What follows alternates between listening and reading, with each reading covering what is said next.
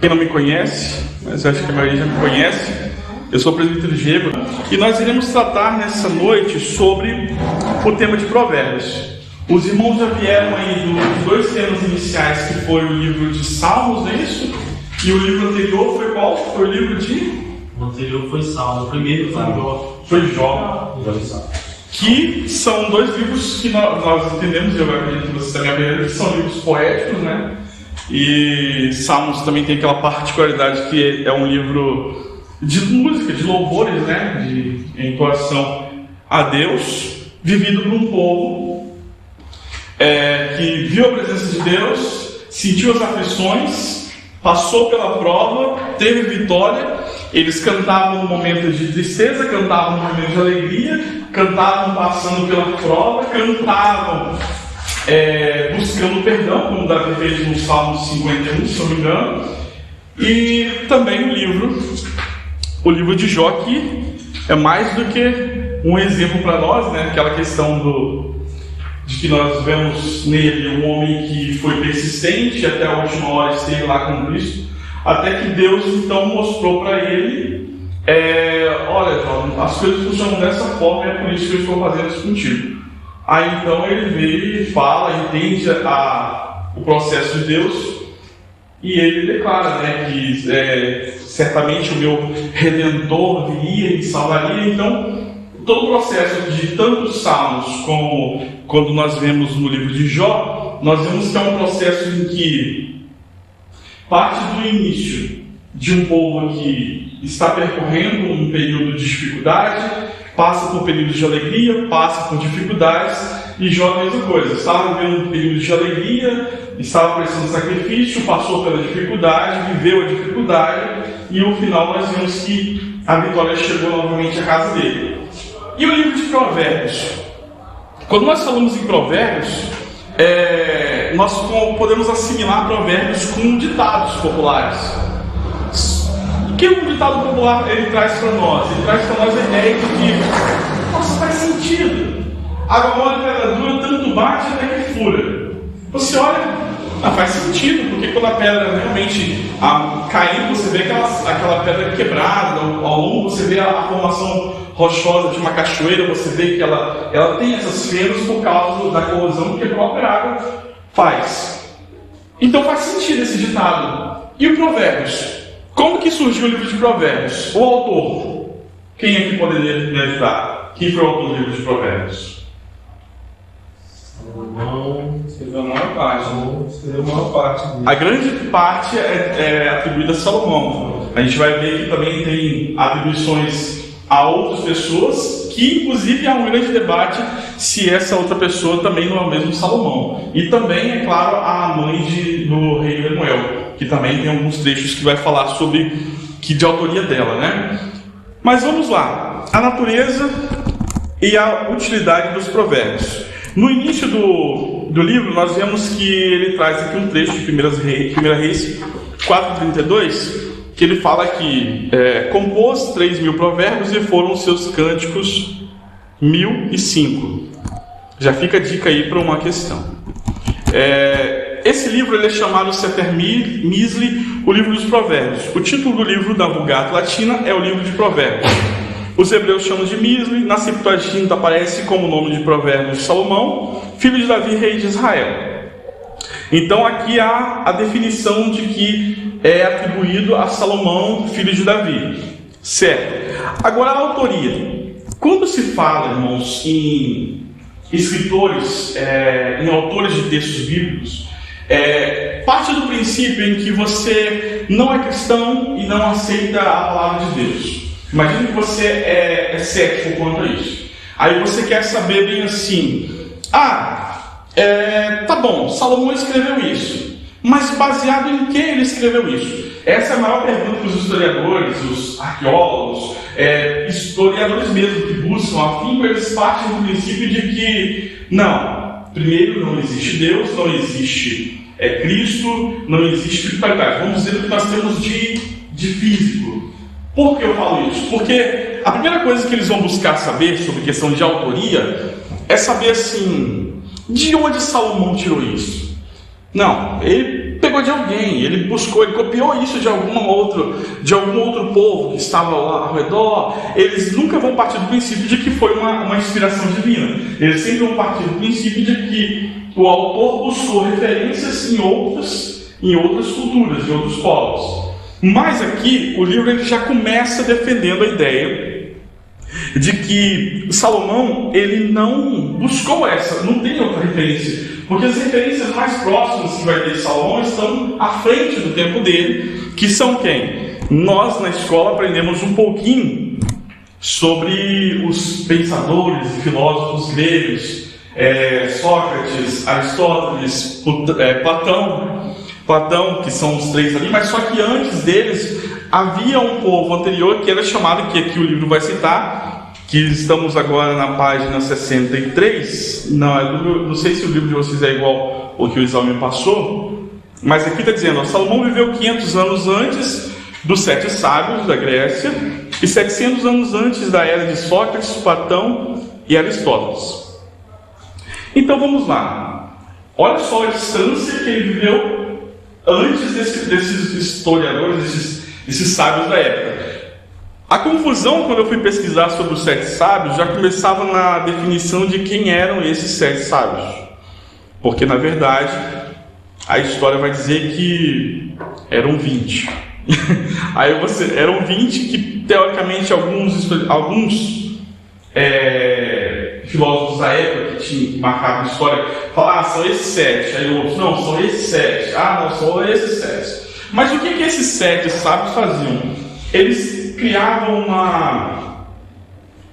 não eram umas leis, eles criavam regras de vida a partir de uma observação.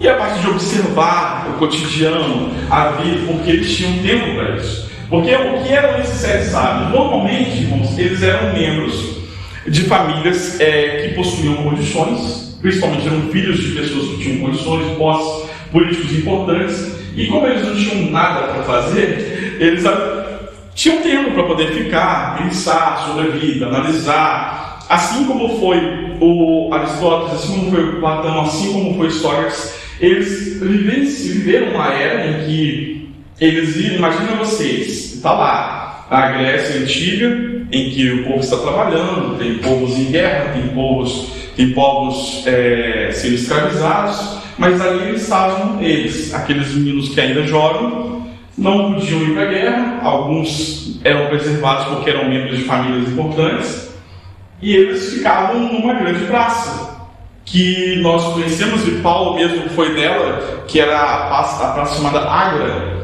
que naquele local eles começavam a discutir entre eles sobre a vida mesmo, sobre regras, sobre moral, sobre costumes, sobre ética, sobre política, e a partir daquele momento eles começavam a tirar conclusões, e essas conclusões eram colocadas no papel. Só que isso é o que a história diz, porque se nós analisarmos a fundo, nós vamos ver, olha só um exemplo do que eu vou decidir, um desses 20, que na verdade aqui vai citar 7 sábios, nós vamos ver alguns exemplos. Deixa eu só pegar aqui algumas frases, algumas regras, que posso colocar assim como provérbios que eles falavam. Ama a educação, a temperança, a prudência, a verdade, a fidelidade, a experiência, a gentileza, a companhia dos outros e os cuidados. Pitaco de Mitilene foi quem falou isso. Priene vai dizer: a maioria dos homens é perverso. Adolescente, ser ativo. Velho, ser sábio. Isso não te lembra alguém? Não te lembra os provérbios de Salomão? Aí você olha bem assim, a história diz que foi atribuído a eles, mas a Grécia antiga, ela tinha um domínio também, e havia também um costume eles tinham uma grande biblioteca, que era a biblioteca de Alexandria, que lá ficavam armazenados esses livros antigos, que poderia também estar lá cópias dos provérbios de Salomão. Então o que eles pegaram à frente nada mais era do que aquilo que nós temos como os provérbios de Salomão. Eles mudavam palavras e adaptavam para a cultura deles. Então vamos lá. Se Salomão criou tudo isso antes, como foi que ele fez isso? Nós vemos no início como que começou a história de Salomão? A história de Salomão começou quando ele assume o trono. Bem antes disso, ocorreu aqueles problemas, né, com a mãe dele, mais de Davi, enfim. Ele chega no reinado. Quando ele chega no reinado, o que acontece? Davi, ainda vivo, já o prepara para fazer uma obra. Que obra é essa? É a construção do templo e a construção do palácio. Ele fica encarregado dessa função porque havia um tempo de paz. Davi conseguiu conquistar o povo, tanto os reinos do norte como o reino de Judá, e ali Israel estava, de certa forma, forte, firme. Em que sentido? O que nós vemos na história, e às vezes a gente costuma ver alguns trechinhos de pregação, é dizer que Israel vencia batalhas, vencia guerras, e realmente Deus fazia com que vencesse. Só que havia uma guerra dentro de Israel que era guerra contra ela mesma, e até hoje isso acontece lá. Nós vamos falar sobre Palestina e sobre o Israel, aquela briga que tem. Naquela época existia o seguinte: era o reino do norte e o reino do sul. Eles viviam brigando. Até que Davi veio e conseguiu unificar. Só que Salomão, no reinado dele, ele começou a querer escravizar o povo do norte. A questão da construção do templo, a construção do palácio, foi a base da escravização, foi a partir de escravização do povo do reino do norte. Então havia uma guerra dentro do próprio país, havia uma guerra assim. Salomão começou a desconstruir aquilo que Davi tinha unificado. A construção do templo foi perfeita? Ajudou? Sim, mas havia um racha mesmo entre norte e sul. Aqueles do norte, logo quando Salomão pegou, queriam já separar. Tanto é que nós vemos que quando Salomão quando ele acaba o seu reinado, o que acontece? Há uma divisão. Há uma divisão entre Judá e a divisão entre as 10 tribos que vão partir para o reino do norte. Então Salomão ele está diante de um povo que precisa seguir leis. E nós conhecemos, e o que aquele povo conhecia como lei? Os 10 mandamentos. Aquilo que estava ao alcance deles, que era o Pentateuco, que estava ali à disposição deles, então eles seguiam aquilo como lei. Então seguir a lei era algo bom. Deixar ou abandonar a lei era algo ruim. Isso é comum de nós entendermos. Se eles estavam lá na lei, não matar, se alguém matasse, o que acontecia? Aquela pessoa era julgada e ela cumpria a sua pena. Isso é uma lei. Se está na lei, você descumpre e você tem que ser punido por isso. Via de regra, a lei está lá. Agora, quando nós falamos de provérbios, os provérbios, eles são a lei? Não, eles não são a lei. Mas eles são formas, eles são meios de fazer com que você cumpra a lei sem ser punido por descumprir. Como funciona isso? Vamos ver a questão, essa questão sobre o Provérbios. Quando nós vemos um provérbio simples que Salomão ele vai descrever sobre que de certa forma atribuído a ele usa muito sobre a questão do entendimento, do temor a Deus. O que nós mais vemos no livro de Provérbios é a palavra temor a Deus. O livro de Eclesiastes ele termina dessa forma. Se nós observarmos, ele vai terminar dizendo assim: de tudo que vi, aprendi uma coisa: tenha Deus e cumpra seus mandamentos. É mais ou menos assim, parafraseando. Meu irmão, pode ficar à vontade. Que vai terminar o livro de Eclesiastes. E Salomão, ele vai começar o livro de Provérbios já citando alguns desses. Deixa eu pegar aqui para os irmãos alguns versículos que eu marquei, que aí vai me direcionando junto com os irmãos. Clássico vamos dizer assim, uma maneira simples de falar. É como a Bíblia vai falar, né, que existiram várias mulheres que tiveram uns papéis importantes, desde Sara, Eva, Ruth, Dorcas e tudo. Aí, quando se fala, não dá para falar de todas as mulheres, que é importante. Eu vou falar de um versículo de Provérbios. Qual o versículo? nós homens lembramos? Chutei. Engraçado. Também. Mulher virtuosa. Mulher virtuosa.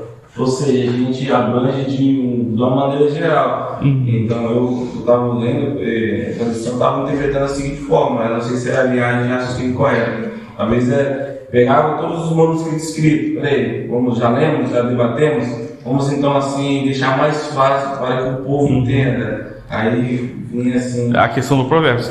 Porque o propósito dele era esse. O que Salomão pediu a Deus? Ele não pediu sabedoria? E a transmissão das leis, hoje, se nós pegarmos o nosso código, nossa Constituição, ou o nosso Código Penal, a gente vai olhar ela e vai ter muitas palavras que a gente não vai entender. E até mesmo a definição dela a gente não vai conseguir compreender, interpretar elas. Tanto é que existe a Constituição, e pode ser, minha irmã, e existe também livros que auxiliam na interpretação dessa lei. Assim como os judeus, eles não possuem apenas hoje, eles não possuem a Torá, a Tanakh, que é a Bíblia deles lá, o Pentateuco, os livros proféticos. Eles possuem também uma coisa chamada Talmud. O que é o Talmud?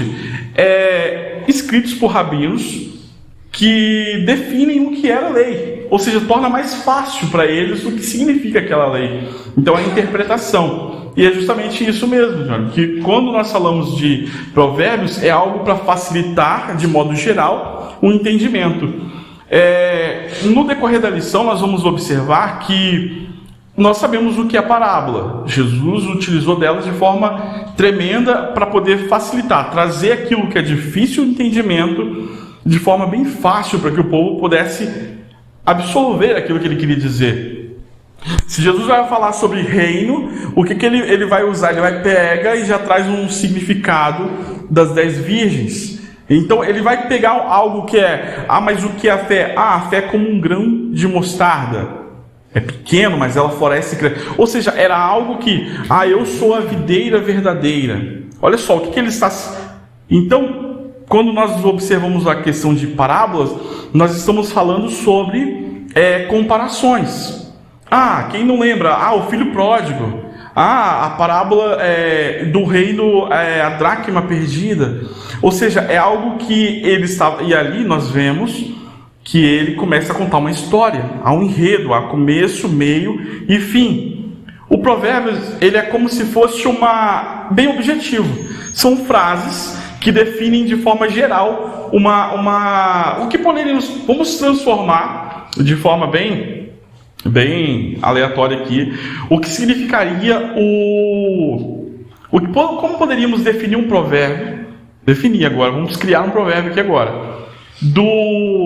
da parábola em que Jesus usa do filho pródigo.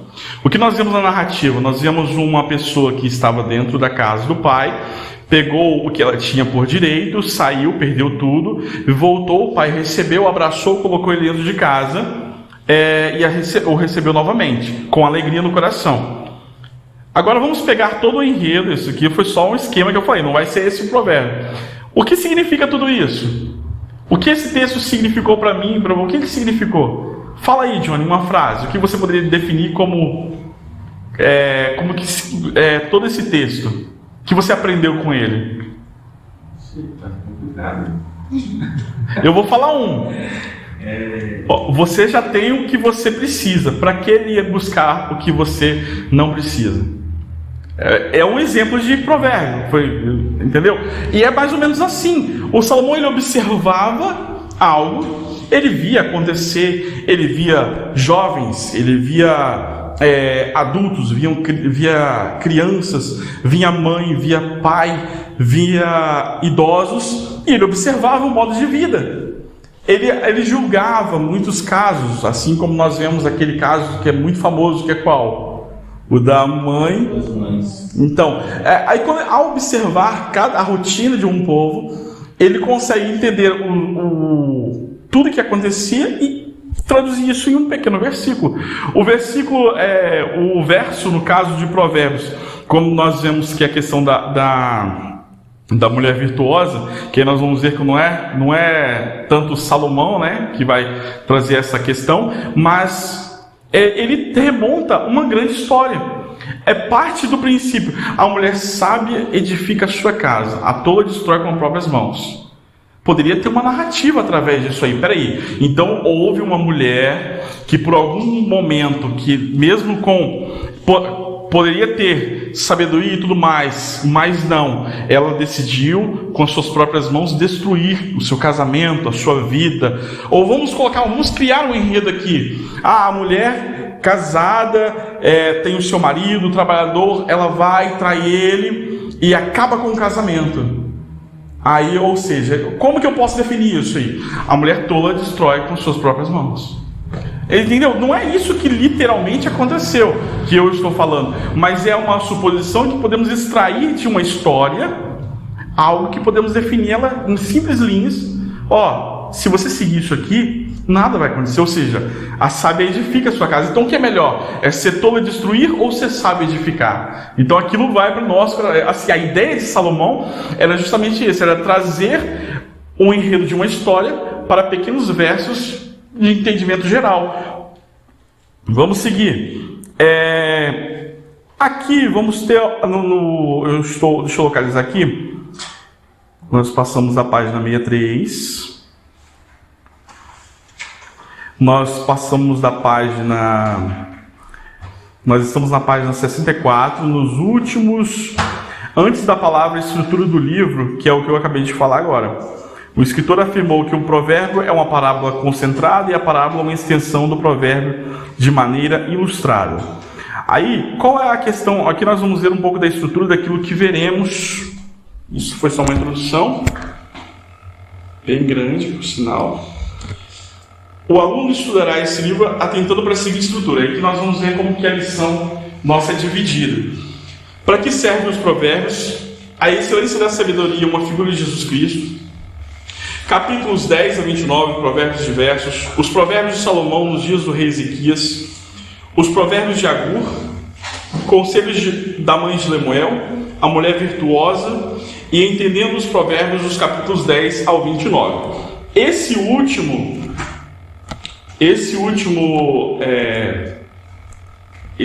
trecho de entendendo os provérbios do capítulo 10 ao 29, isso aqui vai ser uma questão didática para vocês mesmo, para acompanhar em casa. Por quê? Eu pude observar, vocês já viram aquela Bíblia? Eu não sei se aquela Bíblia não, a pequenininha que a gente recebe nas escolas, acho que não tem. Mas tem algumas Bíblias que você pega por tema. Não sei se hoje tem ainda, mas eu acredito que tem sim. Solidão. Aí você vai lá na solidão, aí tem vários versículos lá, solidão. Aí você vai lá e pega os versículos para quem está vivendo um momento de solidão. Luto. Aí vai lá, tem uma série de versículos para quem está vivendo momentos de luto. Esse tópico 9 é mais ou menos isso. Ele vai te falar o que está acontecendo, o que você quer aprender. Ele coloca um tema e vai puxar uma série de versículos para você ver versículo por versículo em provérbios. Ou seja, existem provérbios para cada tipo de situação na nossa vida. Seja ele para instrução, seja ele para se alegrar, seja ele para mostrar um caminho, seja ele para nos confortar. Então, o tópico 8, na verdade, ele vai tratar sobre isso. Para que servem os provérbios? Do 1 aí 2 ao 4. Aqui nós vamos usar um pouquinho, irmãos, se vocês estiverem com a Bíblia, é até legal a gente acompanhar juntos, porque nós temos algumas versões diferentes e isso vai ajudar, porque a versão também ajuda bastante a gente entender.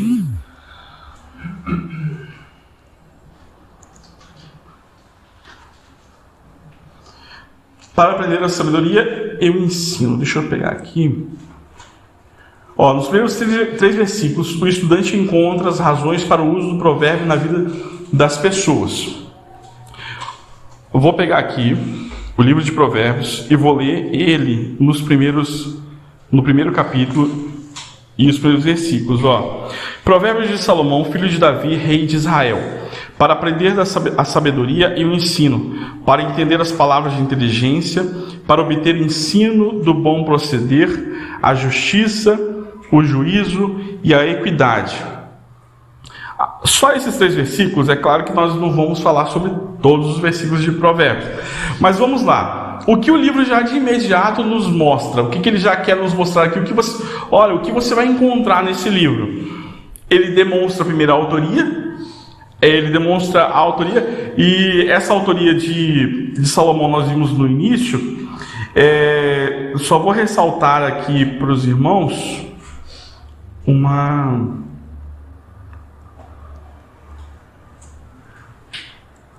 deixa eu só pegar aqui.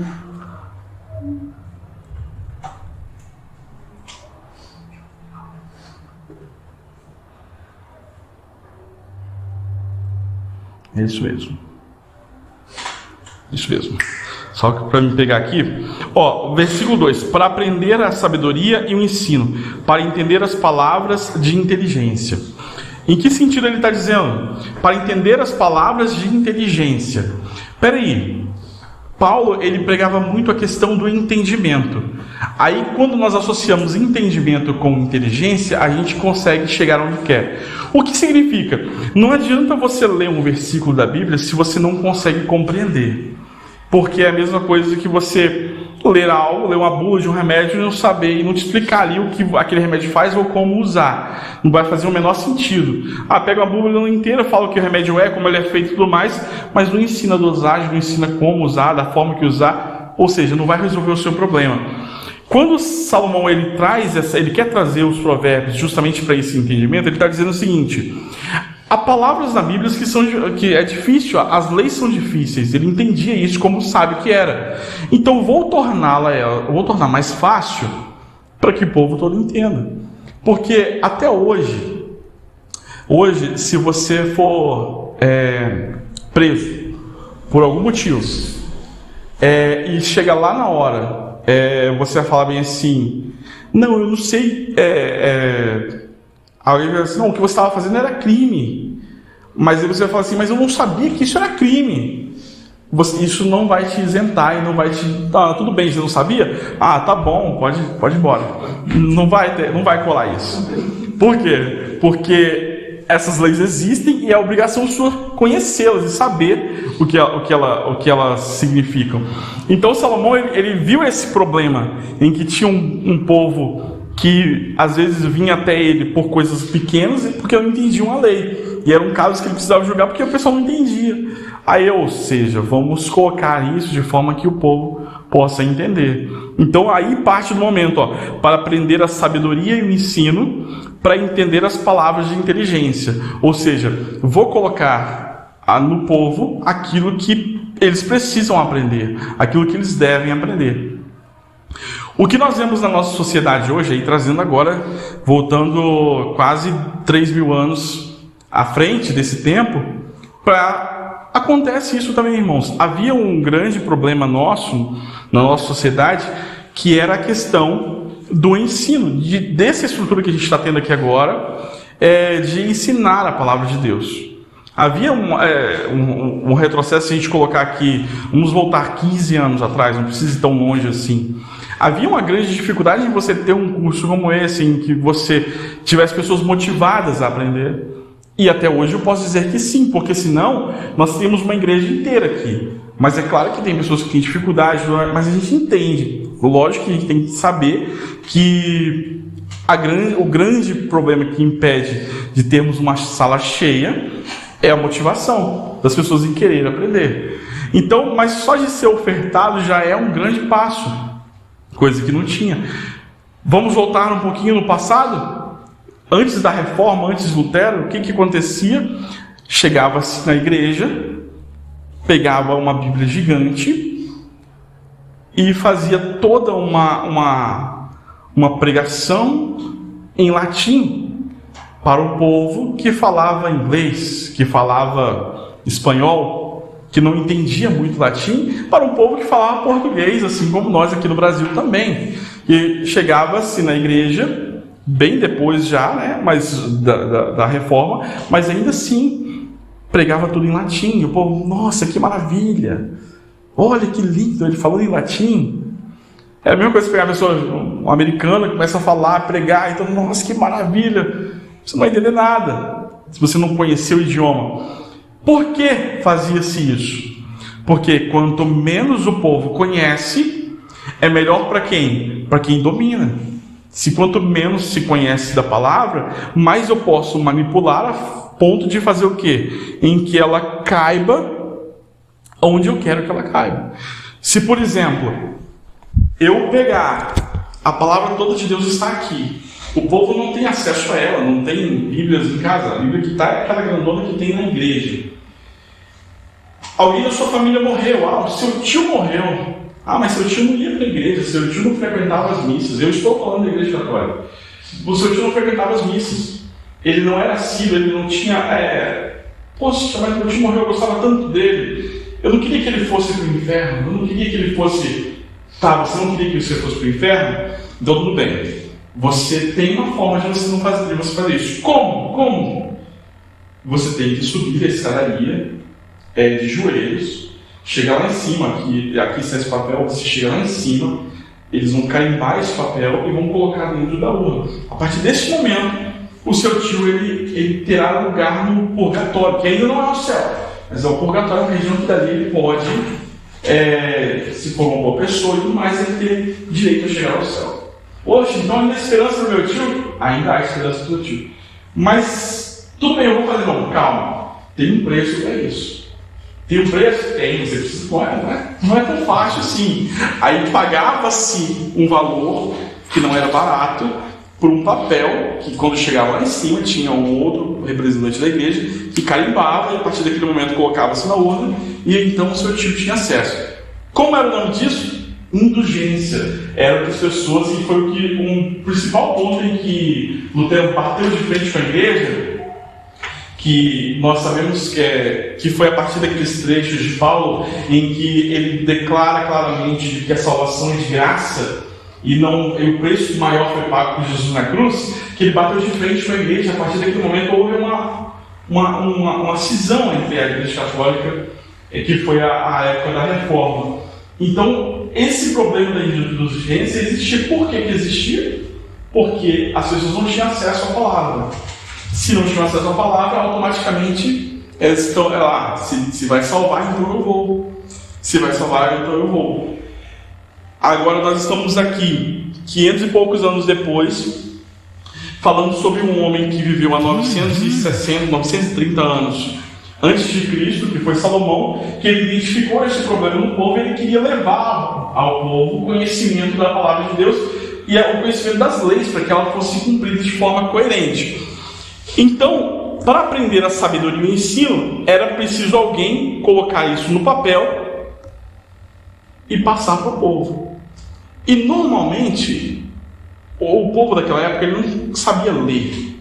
Colocava-se no papiro, no pergaminho, mas ficava lá para algum escriba, algum leitor, falar para o povo. Ele então conseguia entender. Vocês entendem como que era difícil na época de Salomão, em que você não tem um WhatsApp para poder mandar um áudio, falar, irmão, é isso aqui que faz, é assim.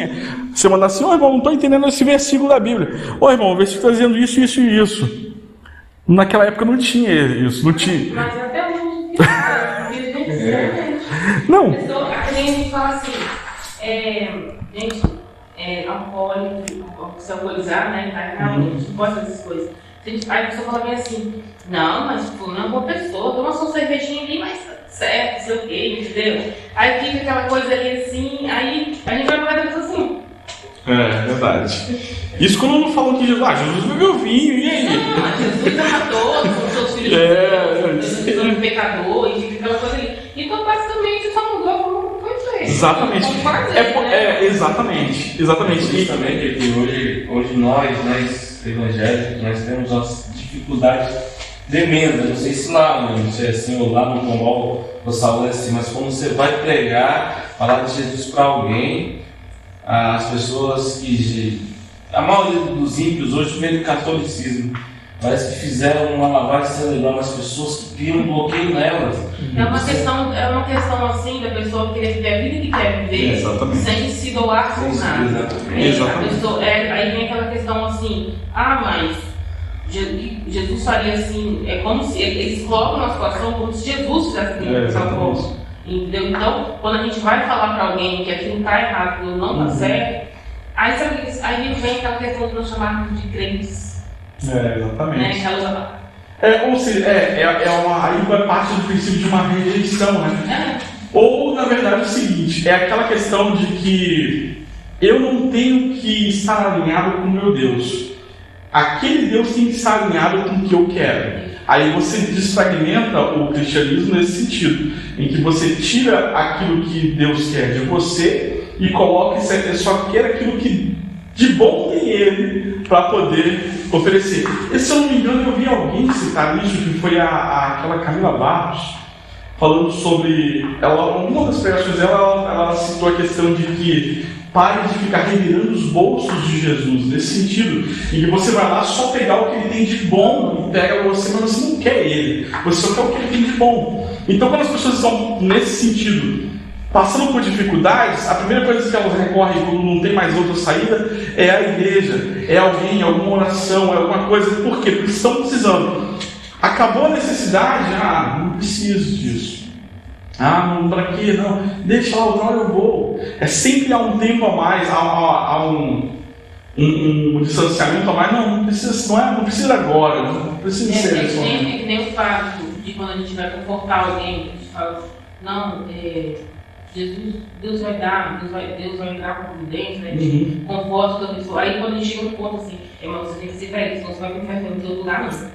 Exatamente. A gente não pode mais dizer isso dessa forma, entendeu? Não pode mais ser dito assim, olha, não tem outro lugar, é só aquele mesmo, ou é o inferno, ou é essa gente, não tem purgatório, não tem. Entende? Então a pessoa, quando a gente chega nessa parte aí de que só tem aquilo de lá, ela. As pessoas não querem assim, nada, né? Exatamente. E se a gente for parar para analisar, essa é a forma que Deus usa de nos atrair para Ele. Porque assim, seria muito tranquilo sermos atraídos por Deus no meio da tranquilidade. Você chegar para uma pessoa que neste momento agora está lá, no bar bebendo, com seus amigos, cantando, tocando violão, e falar bem assim, Jesus precisa de você, Ele quer você tocando esse mesmo instrumento lá dentro da igreja, louvando a Ele, adorando Ele. É muito difícil a pessoa receber isso e aceitar naquele momento. Pode acontecer? Pode, mas é muito difícil. É mais fácil aceitar em quê? No momento em que ela está passando por maior dificuldade, maior sofrimento, não tem alternativa. Porque vai lá, aí então, agora sim, agora eu sei. Ou seja, é mais fácil passar pela prova, né? Viver a prova para então aceitar Ele do que aceitar Ele sem viver pela prova. Eu falo isso porque se você pegar entre nós mesmos aqui, a gente pode fazer uma estatística aqui e vamos ver que muitos de nós entrou dessa forma. Seja passando por uma dificuldade, seja vivendo uma dificuldade. Poucos foram aqueles que nasceram e seguiram o Evangelho ali, estão ali firmes e tudo mais. É muito difícil. É a grande realidade. E é isso que é a perfeição de Deus, porque Ele tem os seus meios. Ele faz crianças nascerem dentro de um berço evangélico e seguir adorando a Ele, assim como faz pessoas que nunca ouviram falar dele. Buscar é a forma dele fazer. É lógico que é muito difícil, eu entendo, é muito difícil. Principalmente você pregar para alguém que conhece a palavra de Deus e já não está na igreja. Aí que é muito mais difícil. Você vai falar de um provérbio? Eu sei o provérbio. Você vai falar de eu conheço Jesus. Eu vou falar. É difícil, mas aí que tá. Quanto mais difícil mais Deus tem os seus meios de trabalhar. Ele vai usar. De uma forma ou de outra, Ele vai alcançar. Quando Ele tem um propósito, Ele tem um meio de. Ele tem um propósito na vida, a pessoa é alcançada de uma forma ou de outra. Irmãos, para obter o ensino do bom proceder, a justiça, o juízo e a equidade. Eu estou na página 66. Nesse sentido, nós vamos tratar de 3 características: justiça, juízo e equidade. Olha, agora são 7h55, eu estou no versículo de número 3 do primeiro capítulo de Provérbios. Eu acho que até 9h a gente chega no 31. Então, podem ficar tranquilos. Então, vamos lá. Justiça, juízo e equidade. O que é justiça, o que é juízo e o que é equidade? A justiça, nós conhecemos que é cumprir aquilo que é certo. O juízo é julgar aquilo que é certo. E a equidade? Alguém poderia me dizer o que significa equidade? Tem alguma ideia do que é isso? A equidade, ela é o estado em que coloca todos de forma igual. O estado de colocar todos de forma igual. Nós temos direito, como cidadãos brasileiros, a gente tem direitos iguais. Na teoria, pelo menos. Nós temos todos os direitos iguais. Por que eu falo na teoria? Porque a nossa Constituição diz que nós temos que ter uma saúde de qualidade, uma educação de qualidade e segurança. Está lá, rege os 3 pilares lá. Ou seja, todos os brasileiros possuem de forma igual esses mesmos direitos? Não acontece isso, porque quando você vê, está lá, passando mal na dificuldade de uma vida eclesiástica, estão vendo. Igual assim, a questão que a gente ouve muito falar, os provérbios chineses, eles é um país pagão, né? Tem vem na palavra. Então, eles criaram isso para comparar com os provérbios de Salomão. É porque os provérbios chineses. Tem muita gente que segue essa lista dos provérbios chineses, né? Exatamente. Igual eu estava vendo sobre alguns desses sábios aqui, aí durante o que eu estava dando uma olhada lá, aí citou a questão dos provérbios chineses. O provérbio chinês, ele basicamente ele é extraído da cultura da religião budista. Então, é semelhante com os filósofos da Grécia. É alguém que estava em um estado de tranquilidade, de meditação, que refletia sobre a vida. E então, ele, na figura de um senhor mais idade, ele começa a falar: o que é bom, faça isso e não aquilo, que você vai continuar. Entra nessa ideia de que é uma idealização de um mundo bom. Ó, jovem, a gente sabe que se a gente falar bem assim, jovem, não seja precipitado, vá com calma, uma pessoa já figura idosa, imagina a figura idosa, de um idoso falando: não é assim, faz isso aqui dessa forma que você vai ter sucesso. A maioria dos jovens no passado não está nem aí para ele. Tá bom, obrigado, tchau. Por quê? Porque, infelizmente, essa é a realidade. Porque o jovem ele tem que vivenciar, quebrar a cara, para então entender o que aquele senhor, que é o mais sábio, ele estava dizendo. Realmente, o provérbio chinês, você citou o chinês, eu falei sobre os gregos, existia também isso. Isso depende de sociedade, mas existia isso também. Entre os povos indígenas, estava lá a figura de quem? O pajé, que era o mais sábio. Não vou começar aí, é descendente, não tem jeito. Mas tá lá, tem que falar das raízes. O pajé era a figura do senhor idoso lá, transmitir tudo que ele falava era lei. Então, olha a parte do princípio disso aí, ó. Eu vou ouvir os mais idosos e nele está a sabedoria. Aí eu, quem falou isso aí? Você vai lá e você vai ver que um homem há 900 anos antes de Cristo, que foi Salomão, colocou isso no papel. Ah, mas foi porque ele descobriu isso? Não, muito antes disso. Muito antes disso, isso vem desde a criação, em que o homem mais velho, o representante da tribo, assim como foi Abraão, como foi Isaac, como foi Jacó, a palavra deles era lei. Então, esse provérbio chinês ele parte do princípio budista e parte também da questão como você transmite o conhecimento do mais velho para o mais novo e coloca isso no papel. Provérbios ele pode ser encaixado nesse mesmo sentido, mas aí nós estamos vendo um homem que está vivenciando um reinado, vivenciando uma cultura e mais do que isso, ele pediu algo e ele teve de Deus, que foi a sabedoria. Então ele, além de ser sábio, rei, e vivenciar a cultura, ele estava transmitindo essa sabedoria por meio de quê? Dos provérbios. A excelência da sabedoria, uma figura de Jesus Cristo. Irmãos, nesse sentido, nós vamos falar um pouco sobre a verdadeira sabedoria. Deixa eu aumentar de novo aqui que eu baixei e não estou enxergando nada. A verdadeira sabedoria.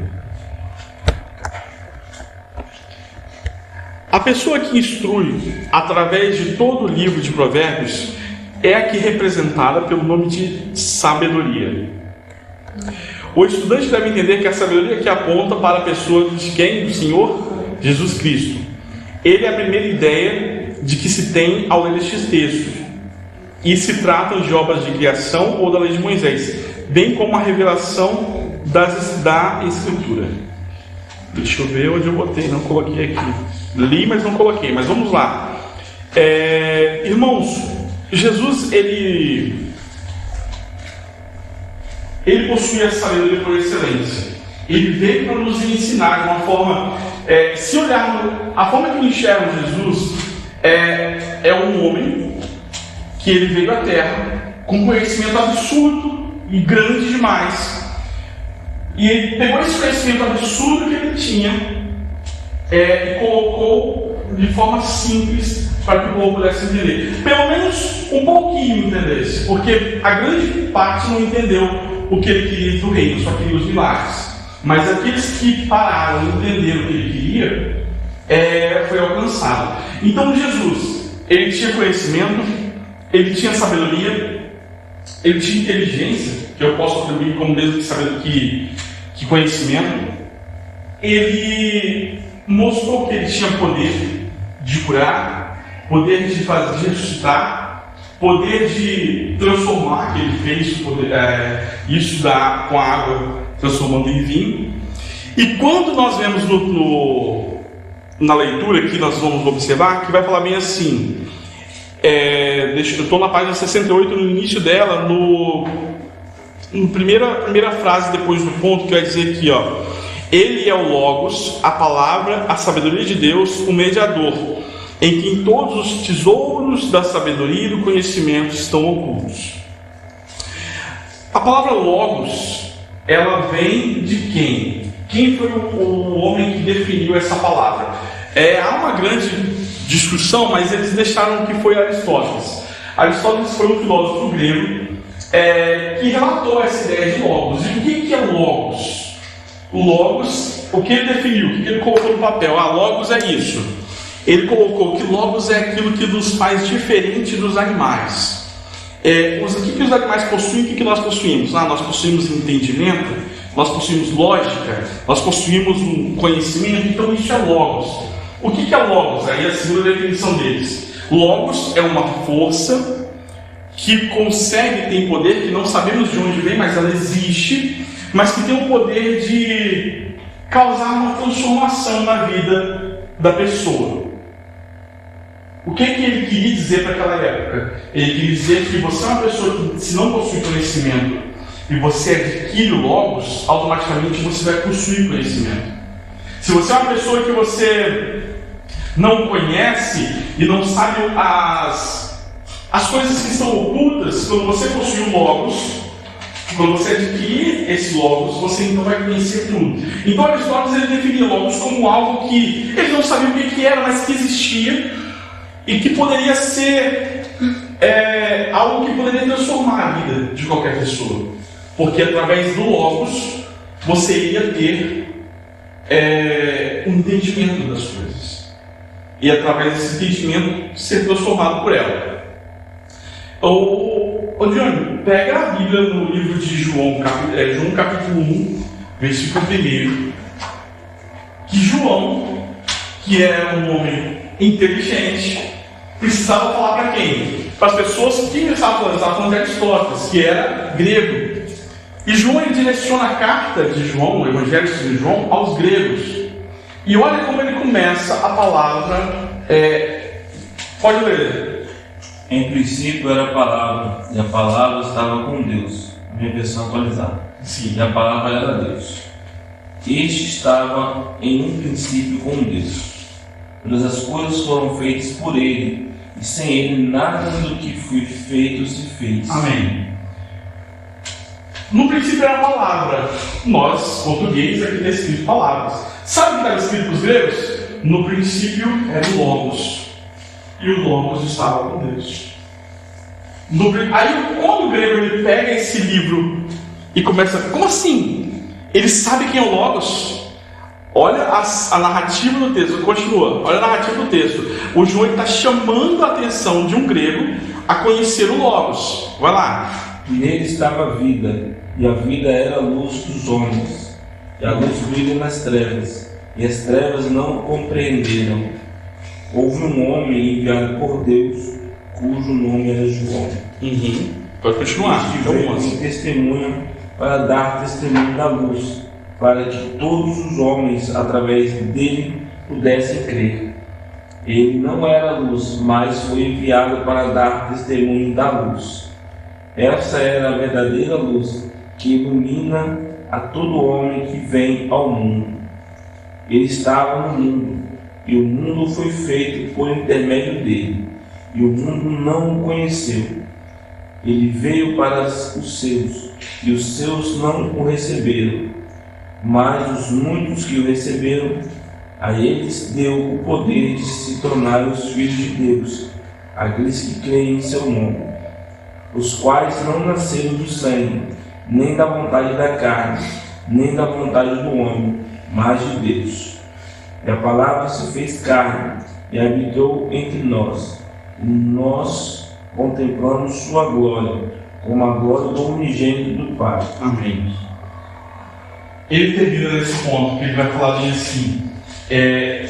E o Logos, que é a palavra, se fez carne e habitou no meio de nós. O que ele está dizendo para os gregos? O que João, direcionando o Evangelho para os gregos, está dizendo? Olha, o Logos que Aristóteles falou, ele se fez carne e ele habitou no meio de nós. Quando o grego observa isso, ele fala assim: como o Logos, que nós não sabemos de onde vem, nem o que é, mas que ele tem o poder de transformar, ele se habitou no meio de nós, ele é carne. Aí então ele apresenta Jesus Cristo.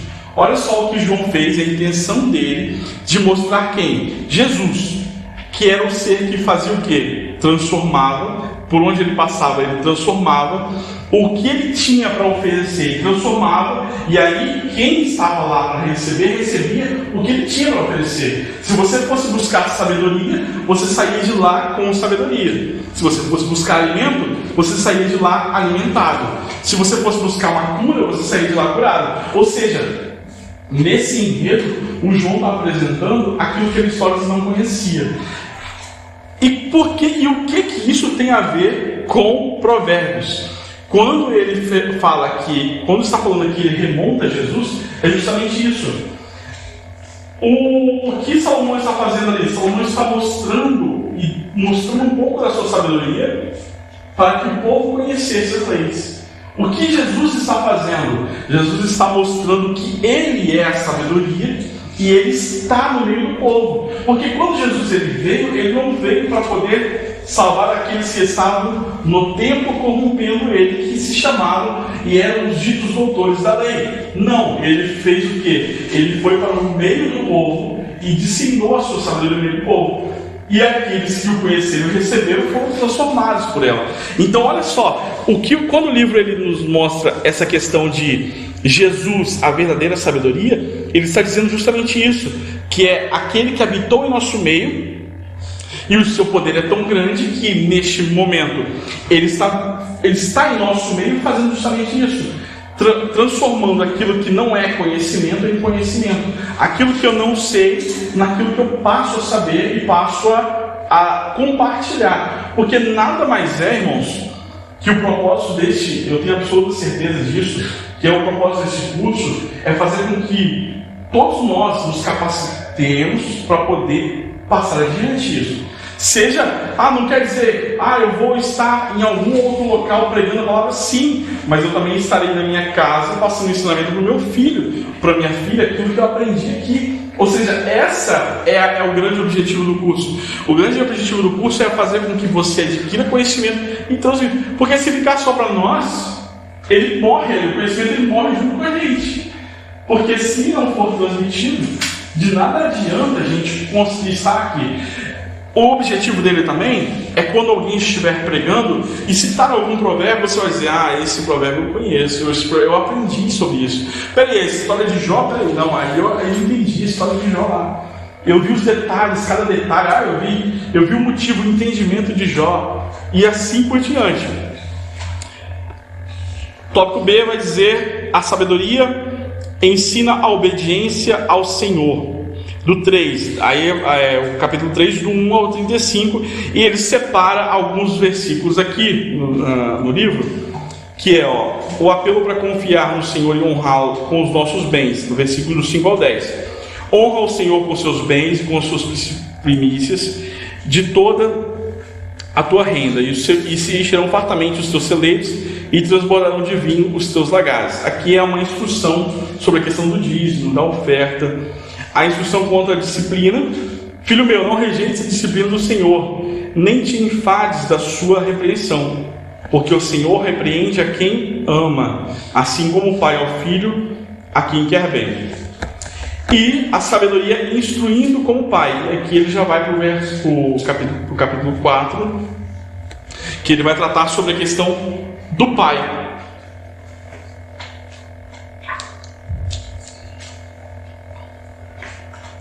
E ele, nesse tópico, ele vai recordar um pouquinho sobre o aprendizado dele com Davi. Quando eu era filho em companhia de meu pai, tenro e único diante da minha mãe, então ele me ensinava e me dizia: retém no teu coração as minhas palavras, guarda os meus mandamentos e vive. Adquire sabedoria, adquire entendimento, e não te esqueças das palavras da minha boca, nem delas te aparte. Esse aqui era um pequeno ensinamento que ele pegou, né, de Davi. Sabedoria instrui contra a lascívia. Todo homem e toda mulher deveria ler atentamente os conselhos de Salomão sobre a voz encantadora da mulher adúltera e da prostituta. Salomão aborda esse tema aqui e depois no capítulo 6, do 20 ao 35. Aí ele cita o versículo: afasta teu caminho da mulher adúltera e não te aproximes da tua porta à sua casa, para que não des a outra a tua honra nem os teus anos a cruéis, para que teus bens não se fartem os estranhos e o fruto do teu trabalho não entre a casa alheia. E isso aqui, nós estamos falando e vivenciando uma época em que as leis são diferentes. Lá, o processo é totalmente contrário. Havia leis rígidas na questão do adultério que levaram até a morte, né? Que é o objetivo lá, pegou, matou, não tem jeito. Então é por isso que ele diz, olha, de que nada vale você juntar todo o seu trabalho, todos os frutos do seu trabalho, se você comete esse erro e acaba morrendo e deixando tudo para os outros. E aqui no tópico vai ter várias áreas. Aí vai ter sobre... Eu estou passando rápido nesses tópicos, irmãos, para poder a gente se ater àqueles que eu considerei principais, que são, assim, que trazem um aprendizado bem legal. Todos esses aqui, eles também são importantes, mas aqui parte do princípio de que o autor do livro, ele quis puxar a sardinha para alguns pontos. Eu percebi isso, que são pontos bons, interessantes. Aí eu peguei e fiz a mesma coisa que ele, puxei para o lado que ele quis. Aqui sobre a fiança, eu estou no tópico 2, sobre a preguiça. Essa sessão deveria ser usada como ensinamento básico para os membros da igreja. Então vamos lá, Provérbios capítulo 6, versículo 6 a 11. Pega aí, Saulo, para nós. Capítulo 6, do versículo 6 a 11. E vai lendo, pode ir lendo.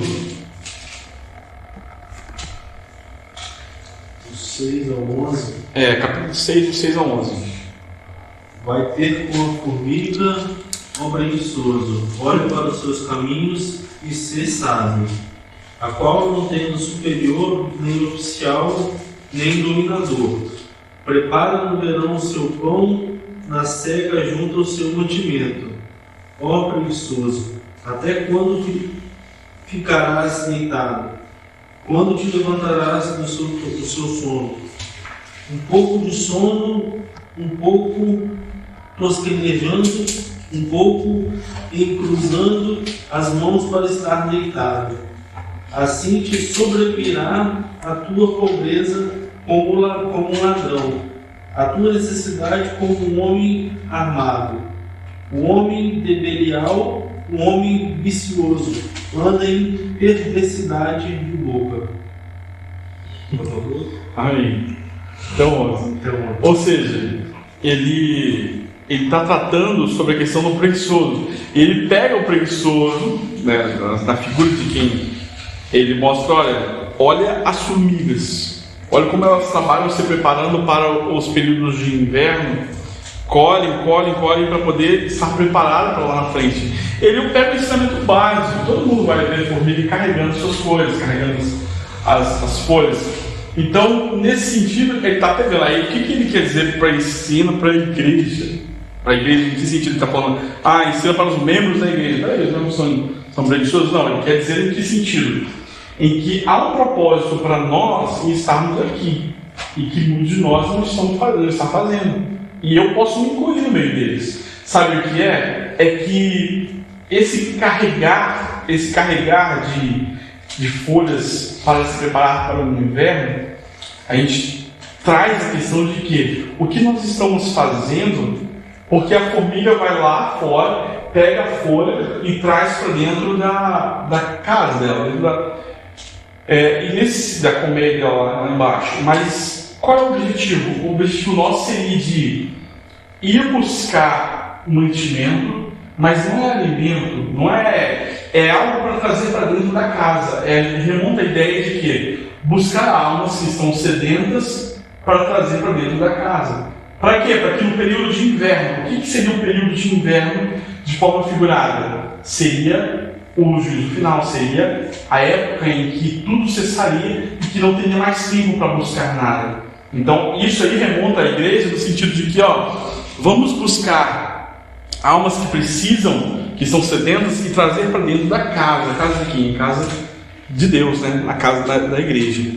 Sobre a maldade. E aqui é um tema que eu tenho que ver com vocês agora.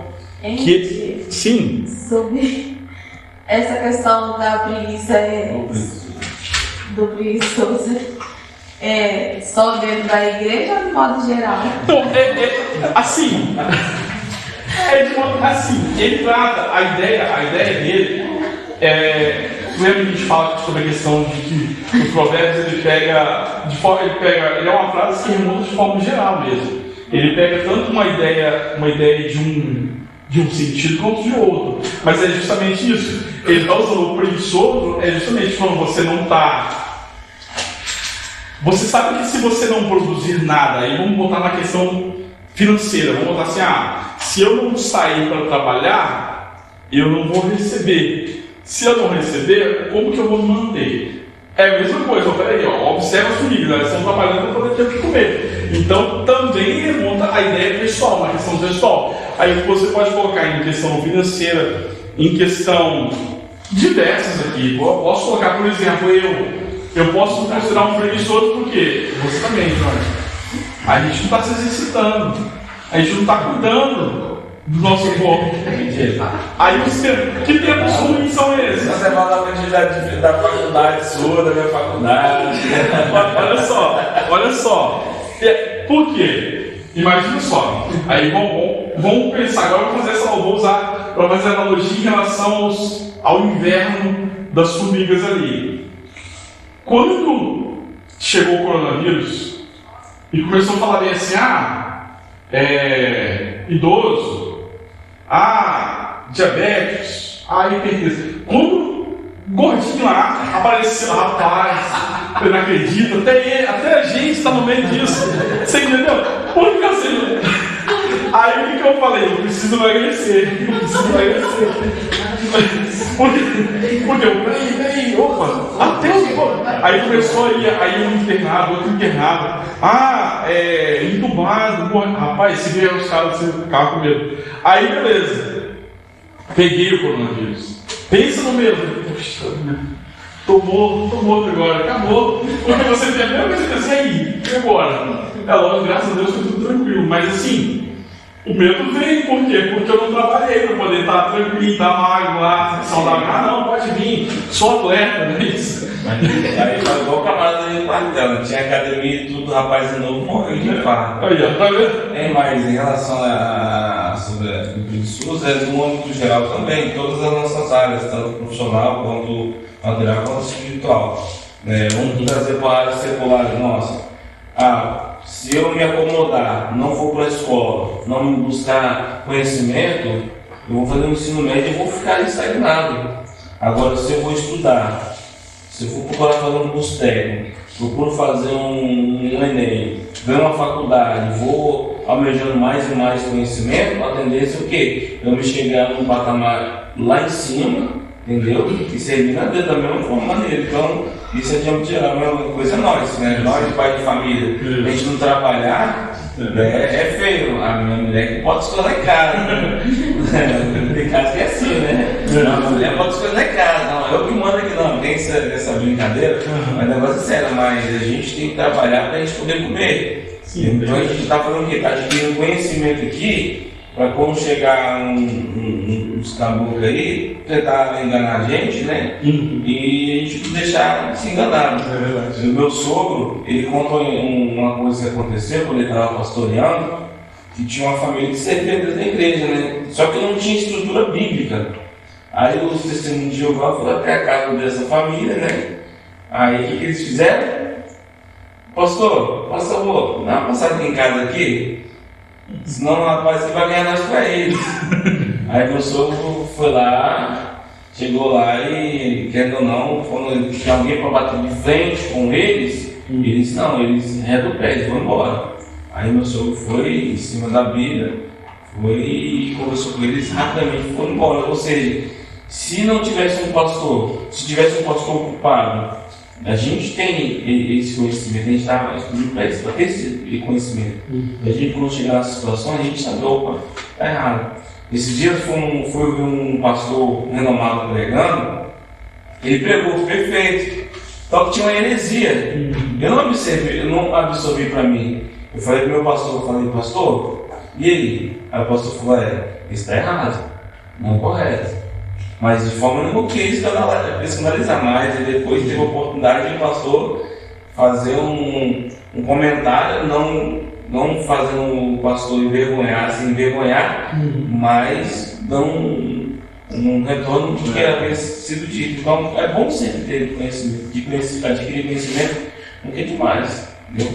É verdade mesmo, porque uma igreja que ela não possui, não busca conhecimento, ela está assim, sujeita a ser alvo de qualquer tipo de situação. Se colocar na questão real, de ser prejudicar o irmão, é uma profecia que alguém vai fazer que está totalmente fora da palavra de Deus, e você acaba, ao invés de te trazer esperança, tira as suas esperanças. Então, é todo um processo que a gente pode observar realmente nesse sentido de que estar preparado é importante. O que nós estamos fazendo agora, nesse momento, é carregando uma folhinha para dentro da nossa casa mesmo. Cada um de nós. Eu falo eu e incluo no meio de vocês, porque eu estou cursando esse curso lá na igreja.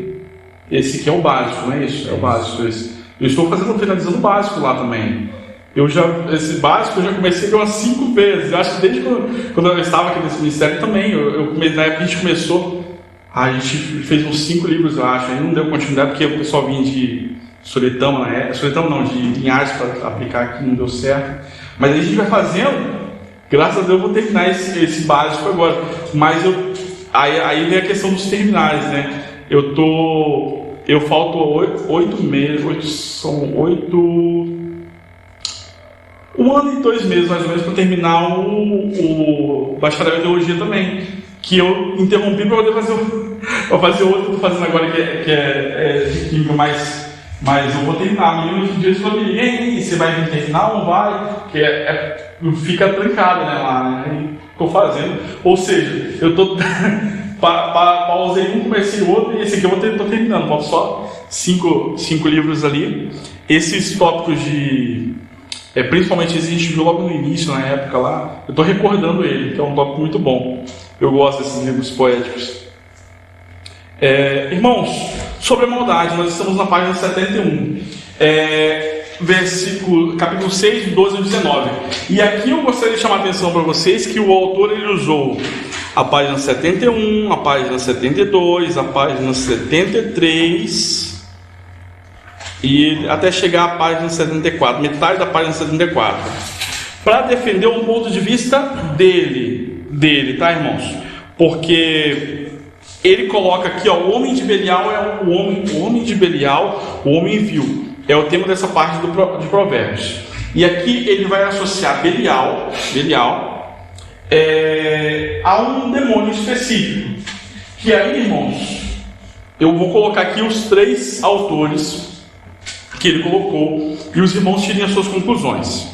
Ele usou a Bíblia, o rodapé da Bíblia de Genebra. Ele usou o Russell Champlin, que é um autor muito conhecido, que usou o livro Antigo Testamento versículo por versículo. E ele usou o último autor, que foi que ele referenciou, um romancista inglês, John Milton, o cego, o autor de O Paraíso Perdido. Ele usou esses 3. Eu, particularmente, não adotaria a ideia do que ele usou, que foi esse romancista inglês, John Milton. Por quê? A questão de Belial, ele coloca Belial como sendo um ser diferente de Satanás, um ser diferente.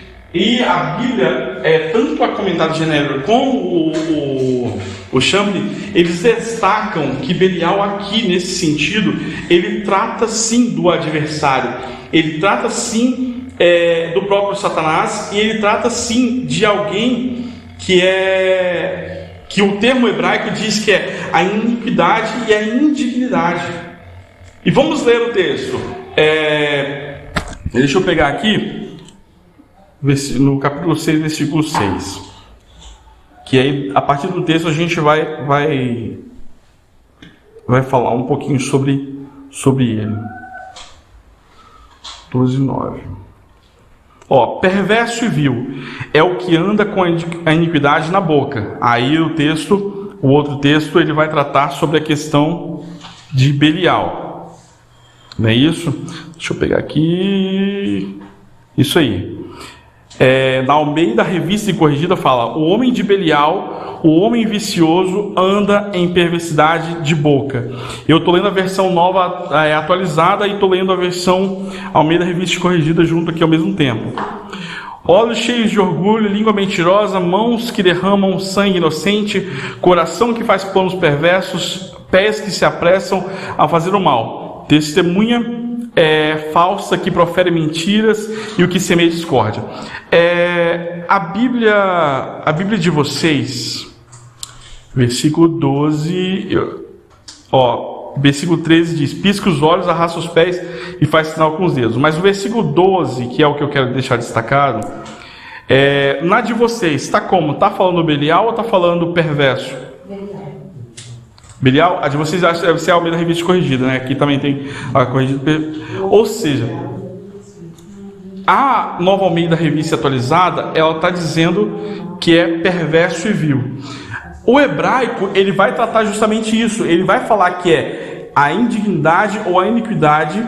E aqui a nossa Bíblia vai dizer que ele usa o termo perverso, ou não, ele usa o termo iniquidade, que anda com a iniquidade na boca. Olha só. O autor do livro que nós estamos usando, ele usou a terceira via. Ele usou o romancista inglês John Milton, que vai tratar Belial como um demônio específico, que é um demônio que representa alguém que é responsável pela perversidade, pela iniquidade, pela sexualidade. Ele usou esse texto, mas irmãos, o que ele fez foi algo que o autor do livro fez. Ele personificou a figura de Satanás. Muitos autores do passado tinham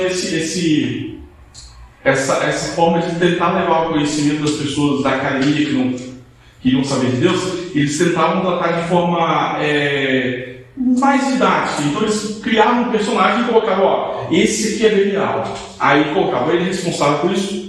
Da mesma forma que a gente pode colocar que existem demônios, isso é real que eles existem.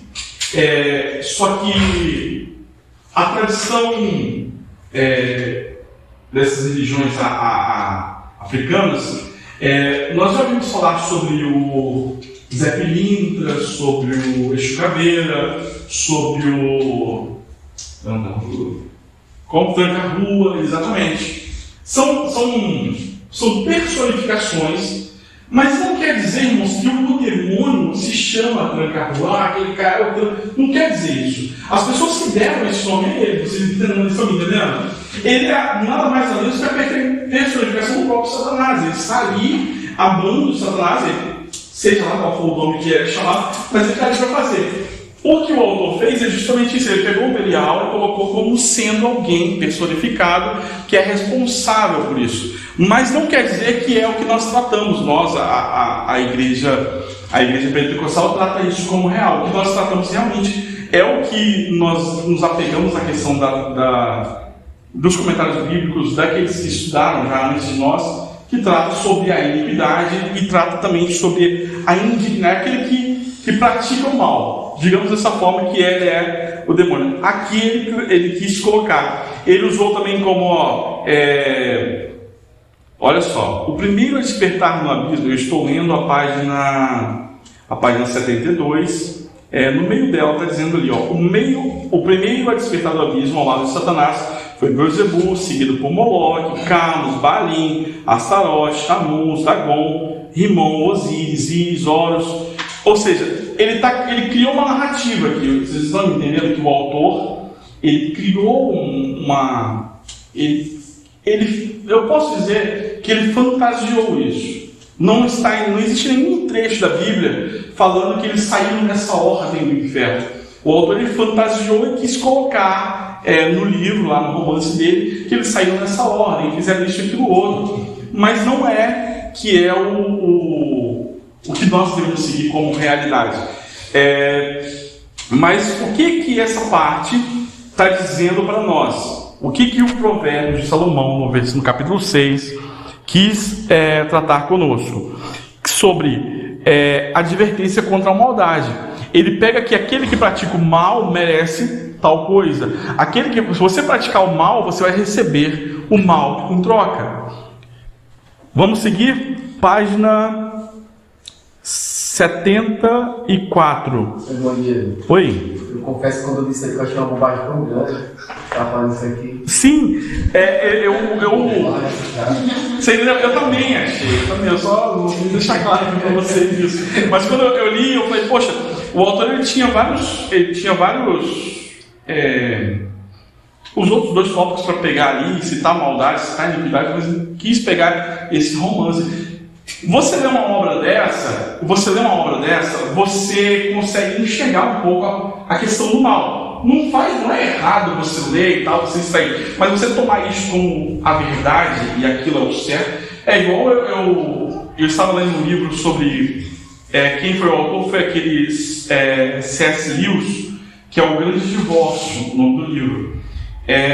Esse livro ele vem em contraponto naquela época em que o C.S. Lewis é o criador daquelas Crônicas de Nárnia. Naquela época ele era reitor de uma academia lá na Inglaterra, né, da universidade, e ele era cristão. E havia um anticristianismo muito grande naquela época de debater contra.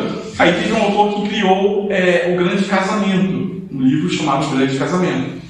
E o que significava esse grande casamento? Significava que há sempre o mal, né? Lembra daquele símbolo, acho que é japonês, que tem um pontinho branco dentro de um preto, um pontinho preto dentro do branco? E isso que significa que é sempre as trevas dentro da luz e a luz dentro das trevas. Esse autor pegou essa ideia e colocou lá como sendo há céu no inferno como há um inferno no céu. Ele fez esse grande casamento, ele usou o grande casamento no sentido de querer unir as duas coisas, em sentido de que ninguém é totalmente perfeito a ponto de ter um céu em que não haja maldade nele. Aí o C.S. Lewis, em contraponto, pegou e criou o Grande Divórcio. Em que sentido ele fez isso? Para mostrar para toda a academia, de uma forma bem figurativa, de que não cabe o céu e o inferno. O céu é infinitamente grande e o inferno é infinitamente pequeno a ponto de que não tem como um querer ir para o outro. Como que ele fez isso? Ele criou uma de forma figurada. Ele criou como se o autor, ele estivesse, o livro começa assim: estava eu num ponto de ônibus e na fila estavam algumas pessoas querendo embarcar nesse ônibus. Só que esse ônibus estranho, que quando eu entrei dentro dele, ele me levava para cima e tudo ficava cinza. Aí, eu não vou contar o livro todo que vai demorar muito, mas assim, o que acontecia? Acontecia que ele ia para o inferno. E chegava no inferno, ele entendia o que acontecia, porque pessoas estavam. Ele ia para o inferno, ele ia para o céu. Ele estava no inferno, naquele lugar. E ele começa a narrar o que acontecia naquele lugar. As pessoas chegavam e as pessoas subiam no ônibus. As pessoas que chegavam, elas não queriam ficar perto umas das outras, elas iam para longe. E a narrativa dele era o seguinte: de que no inferno existe solidão. Que solidão é essa? Lá, você poderia, no sentido que ele estava escrevendo no livro, tudo que você pensava acontecia. Eu quero uma casa, a casa aparecia. Eu quero comer, aparecia comida.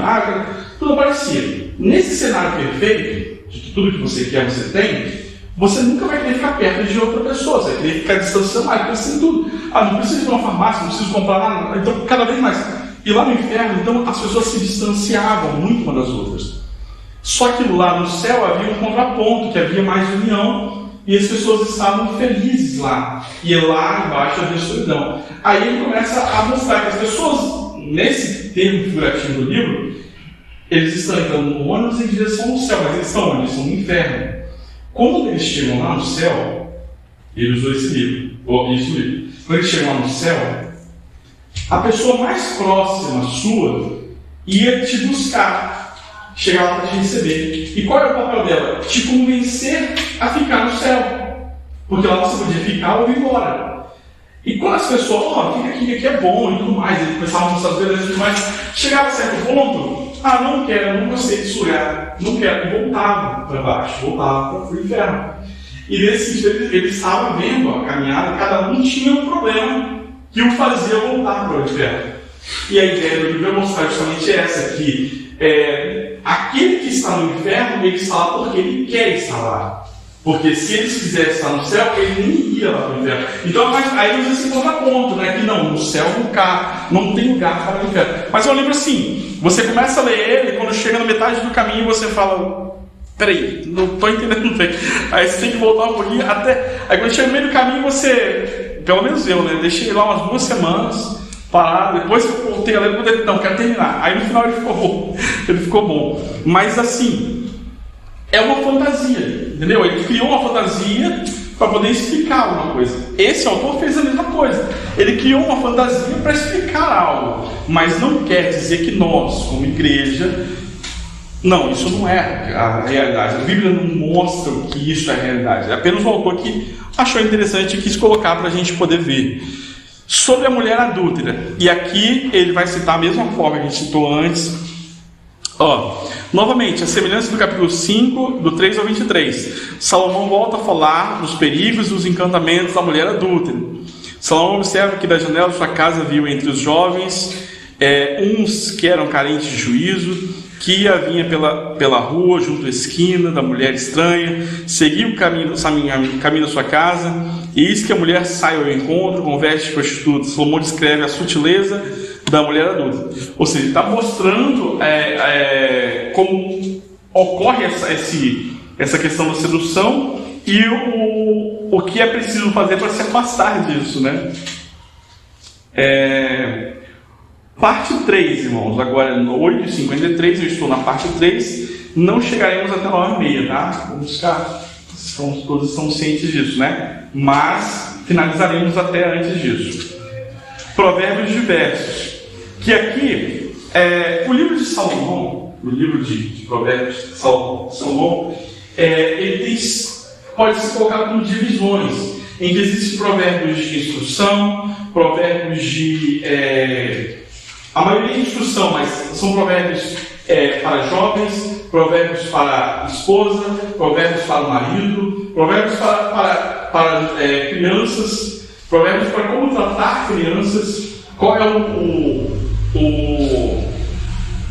a forma de... Ou seja, o que ele busca não é apenas como você deve se comportar em meio à sociedade, mas também dentro do seu lar, com a sua família, com a sua esposa. Em diversos provérbios, aqui ele vai tratar do 10º ao 29, várias semelhanças proverbiais que não têm conexão, nem são coerentes umas com as outras. Quando eu peguei o livro de Provérbios pela primeira vez para poder ler, eu tive uma grande dificuldade. E qual é essa dificuldade? Não tinha continuidade. Exatamente! Você quer ver uma história e você não vê uma história, você vê, acabou aqui, acabou aqui, mas aí, por quê? Você não vê no Provérbios. O que você sente falta em Provérbios? Você sente falta de personagens. E eles não possuem personagens. Você vê que não tem um Bartimeu, não tem um José, um João, uma Maria, não tem personagens. E essa falta de personagens te leva também a um desânimo de você ler tudo. E Provérbios não é para você ler tudo. Você tem que ler aos poucos, vai pegando. E aqui, quando ele pega do 10 ao 29, ele tá falando sobre no finalzinho, ele te dá um cronograma de como você se quer ler, vamos ler então primeiro tal, depois nós vamos ver isso no final, ele vai dar essa instrução. O justo em contraste com o perverso. Aqui ele vai falar de algo que Salmos também falava sobre isso. Salomão, dirigindo-se a nós como filhos, observa como conforto a ajuda dos pais, sejam pais naturais, sociais ou eclesiásticos, depende do bom comportamento dos filhos. Aí tem o tópico 1 que ele explica que os pais dão aos seus filhos, uma boa educação. Os filhos devem conduzir sabiamente, devem viver à altura de sua escolaridade para que alegrem o coração dos seus pais. Aqui a instrução para os filhos. E o conselho do pai conforta os jovens que são piedosos. Tratado B, aqui ele vai tratar da balança enganosa. Versículo 11, capítulo 11, do 1 ao 31. E aqui ele vai usar sobre balança, porque realmente é uma forma simples de demonstrar ao povo da época sobre o quê? Imagine que você vai lá com o Janderson, eu quero 1 quilo de carne. Aí o Janderson bota 1 quilo de carne na balança, bota 1 quilo de carne na balança e bota a mão em cima assim. 2 quilos, tá bom? Aí você vai falar bem assim. Não. Aí, ou seja, é justamente mais ou menos nesse sentido que está usando balança enganosa. Por quê? Porque eles não faziam dessa forma porque eles não tinham digital. Não faziam isso. Eles pegavam e colocavam um peso diferente. Lembra aquelas balanças antigas que a gente ia se pesar? Tinha uns pezinhos. E quando você ia pesar nos postos de saúde, tinha um negocinho que você empurrava para o lado assim, para ver onde estava o quilo lá. É só colocar um peso diferente, de um peso diferente, e você tem uma balança enganosa. Ou seja, a pessoa pedia 1 quilo de banana, a pessoa dava meio quilo e cobrava 1 quilo. Ou seja, estava agindo com injustiça. Quem estava ganhando com isso? Quem estava vendendo. Então, essa forma de balança enganosa é uma questão, também entra na questão de que é injustiça. Lembra que Mateus era coletor de impostos e que o Zaqueu também era e ele pegou muita coisa porque ele quis devolver 4 vezes mais aquilo que ele tinha pegado das pessoas. Por quê? Porque ele viu que o mal que ele tinha feito foi maior do que tudo que ele podia ter fazendo. Então, não, vou restituir. Por quê? Eles coletavam. Qual era o papel do coletor de impostos? Você vai coletar o valor que você digamos, é 1, então você vai coletar 1 e vai coletar um pouquinho para você. 1,10. Esse 10 vai ser a sua comissão. Aí é o salário que ele recebia. Ele não cobrava 1,10, ele cobrava 1,50, 2, para ficar com a maior parte. Quando ele chegava lá no tributo, ele tinha que no passo da época lá, ele tinha que devolver o que ele tinha por direito e ficar com o restante. Ou seja, ele ficava rico porque era uma balança enganosa. Ele cobrava mais do que devia. E Salomão criticava esse comportamento. Provérbios de Salomão nos dias do rei Ezequias, irmãos. E aqui nós estamos na página 77. Agora, não, eu achei interessante, eu não sabia em relação ao significado da palavra sincera.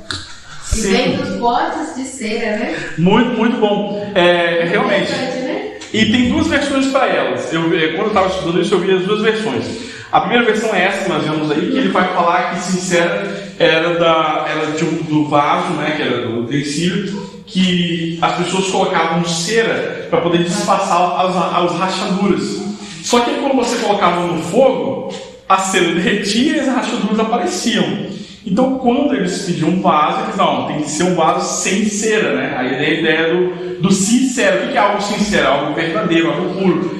Outra versão que eu vi dessa mesma questão foi algo que eram vasos produzidos com cera transparente, a ponto de você conseguir ver tudo que estava lá dentro, de forma como se fosse um vidro. E como você via tudo que estava lá dentro, parecia que não existia cera, a ideia de sem cera. Mas eu fiquei com essa versão das rachaduras, que é bem mais coincide bem mais com a ideia da época, né? Que era algo que passava-se cera em volta. Imagina, você bota um pouquinho de terra, passa a cera, só que quando você aquece, a cera derrete e fica evidente a rachadura. Então eles buscavam o quê? Um vaso sem cera. Bem legal mesmo essa ideia. Provérbios que seguem até o fim do livro, também que são representados nos capítulos anteriores, todos de Salomão. Eu estou falando dos provérbios de Salomão nos dias do rei Ezequias, irmãos. Aqui nós vemos que Salomão, o que aconteceu?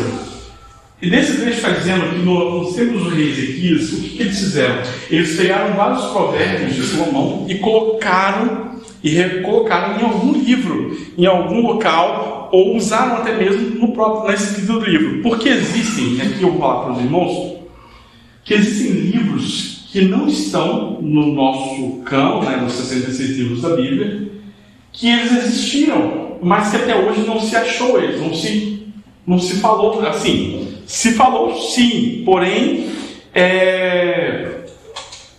não se tem nenhum achado arqueológico desses livros.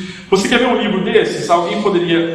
quer ver, você sabe, John, um livro desses? Que a Bíblia cita, mas que nunca foi visto? Você lembra de algum deles? Eu ouvi falar sobre o Evangelho de Pedro. O Evangelho de Pedro é um. Em Números 21:14. Isso, 21:14. Vai falar sobre o livro das guerras. Quem achar, fala para mim. Acho que é isso mesmo, 21:14. Quem achar já pode ler. Números capítulo 21, versículo 14. Por isso se diz no livro das guerras do Senhor, o que ele fez no Mar Vermelho e nos ribeiros de Amon. E aí na sequência ele vai falar em forma de poesia, porque ele está citando o livro das guerras. Só que onde está esse livro das guerras? Não sabemos. Por que não foi colocado no canon? Por que nunca foi achado? Eu prefiro acreditar que foi porque não precisamos dele para alcançarmos o fim que ele quer de nós, né? Então... Passaram a encontrar esses dias falando que eles encontraram escritos antigos. Sim, olha, tem o último que eu vi, eu ouvi falar desse último também, mas teve um achado que foi importante em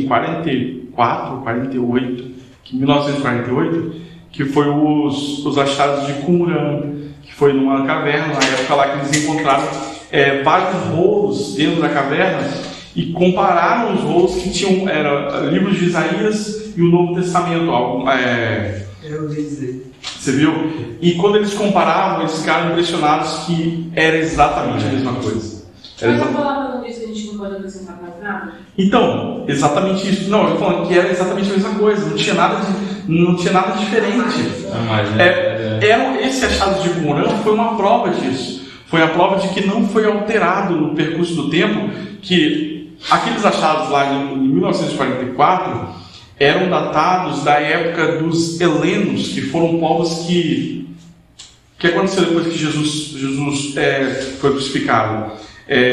O povo teve uma divisão. O povo, no ano 70, Jerusalém foi toda destruída, mas o povo fugiu. que eram os helenos, eles fugiram para longe, né? E fundaram um povo seguindo as leis do Novo Testamento e dos achados de Isaías, do livro de Isaías. E eles preservaram esses escritos e foram encontrados em 1948. Mas assim, é verdade que a palavra diz que não se pode acrescentar nada. E não pode acrescentar. Porém, o que nós vemos é que a Bíblia Católica, ela possui mais livros do que nós. Os livros chamados como livros apócrifos. São livros que o canon na época, né, a Septuaginta não viu neles algo inspirado de Deus. Eram homens que estudavam e tudo mais, não viram nenhuma referência a Deus e não viram o que prova que o livro ele pode ser considerado canônico, está aqui. Se outros livros se conectarem a ele. Nós vemos, por exemplo, Provérbios, ele é citado no Novo Testamento de diversas vezes. Então Provérbios automaticamente ele é um livro canônico. Só que esses livros que foram encontrados, que foram colocados inclusive na Bíblia Católica, eles não são livros puros, ditos puros, né? Por quê? Porque na verdade eles foram colocados lá para justificar tradições que eles fazem, como culto aos mortos, como tem um livro acho que é Judite, que trata do culto aos mortos, e tem o livro não lembro se é Macabeus, ou o livro de Enoque, que trata sobre Daniel tem 12 capítulos, é o capítulo 13 de Daniel, que trata sobre uma espécie de dragão. Eles justificam a ideia de dragão através desse acréscimo no capítulo 13 de Daniel. Então, tem vários pontos assim que eles foram introduzidos e colocados lá, por quê? Para justificar doutrinas que eles praticam até hoje, como culto aos mortos, como benzer, essas coisas. Mas não é errado, então? De certa forma, isso é errado. Mas aí, por que não tiram de lá? Porque não tem, como que fala? O povo, a grande maioria, 90% deles, prefere do jeito que está. E não luta contra isso. Quem lutou foi quem? Foi Lutero, que saiu de lá. Entendeu? Não, está errado, mas aí saiu. E é por isso que quando eu falo aqui, quando eu me converti, a primeira coisa que eu fiz foi buscar o erro em todas as outras religiões. E você consegue encontrar o erro. Esse foi um erro que eu encontrei no catolicismo. Irmãos, vamos seguir. Provérbios de Agur. Quem é Agur? Filho de Jaque de Massá. Então, aqui está dizendo que esse Agur também tinha o seu provérbio escrito no livro de Provérbios. E quem é esse Agur? Aqui a tradição vai dizer que Agur ninguém sabe quem foi. E alguns escritores judeus falam que é Jaquir ou Gerson, alguns escritores judeus, como Jaquir e Gerson, bem como os escritores cristãos, acham que se trata do próprio Salomão, que se auto-intitula Agur, que significa coletador. E aqui na frente, o versículo vai dizer as palavras do coletador, o filho do vomitador, como ele mesmo se autodenomina, Coelet. Essa palavra hebraica é o título do livro de Provérbios mesmo, Provérbios de Coelet. Assim como Eclesiastes, o nome do título de Eclesiastes é esse título aí, Coelet, que é coletador ou pregador. Aí, vomitador. Por que vomitador? Palavra feia para nós, é feia, mas na tradução dele significa justamente esse que transmitia conhecimento. Você está falando, está saindo da sua boca para os ouvidos de quem está. Mas é uma forma que é uma tradução, é a única tradução que eles conseguiram entender, que conseguiram colocar, né? Mas bem estranho. Conselhos da mãe de Lemuel. E aqui nós vemos sobre os famosos versículos de instrução das mulheres, que eles são colocados como o rei Lemuel fala que a mãe dele ensinou. Como minha mãe me ensinou? Minha mãe me ensinou isso aqui. E ele coloca em versículos. Olha só as palavras dela, versículo 1. Palavras de rei Lemuel de Massá, as quais lhe ensinou sua mãe. Ela diz ao filho que é rei: que direi, filho meu? Ó filho do meu ventre, que direi, ó filho dos meus votos. E aqui ela vai dando alertas para ele. A impureza, a falta de temperança, as consequências da paixão do mundo. Ele fala aqui, ó, não dê à mulher a tua força, nem os seus caminhos, as que destroem os reis. Não é próprio dos reis, Lemuel, não é próprio dos reis beber vinho, nem dos príncipes desejar bebida forte, para que não bebam e se esqueçam da lei, e pervertam o direito de todos os aflitos. Aí aqui é interessante, irmãos. Um parágrafo depois vai dizer assim, ó, dai bebida forte aos que perecem e vinho aos amargurados de espírito, para que bebam e se esqueçam da sua pobreza e de suas fadigas, não se lembrem mais.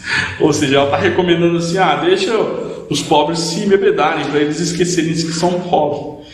Aí não tem aqui, tinha uma música que cantava assim, eu vou beber para esquecer meus problemas. Vocês lembram? Então, está aí uma referência em relação àqueles que bebem para esquecer. Ou seja, são os chamados amargurados de espírito, né?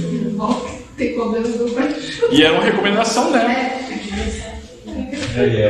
Desse jeito. A mulher virtuosa. E aqui ela é colocada como um provérbio da própria mãe.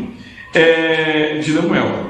Aqui a mulher virtuosa, ela está sendo colocada como alguém que, observa bem, se você ler o trecho da mulher virtuosa, você vai observar que ela é aquela mulher que acorda antes do amanhecer, prepara tudo para o seu marido, aquele cafezinho, tudo mais leva. Quando o marido sai, ela vai costurar, produz a melhor roupa para o seu marido, em que quando ele está no meio dos juízes, dos altos, ele é bem visto pela roupa que ele tem. E não só isso, ela ainda costura e vende as roupas para poder trazer a ajuda para casa, porque ela é ajudadora.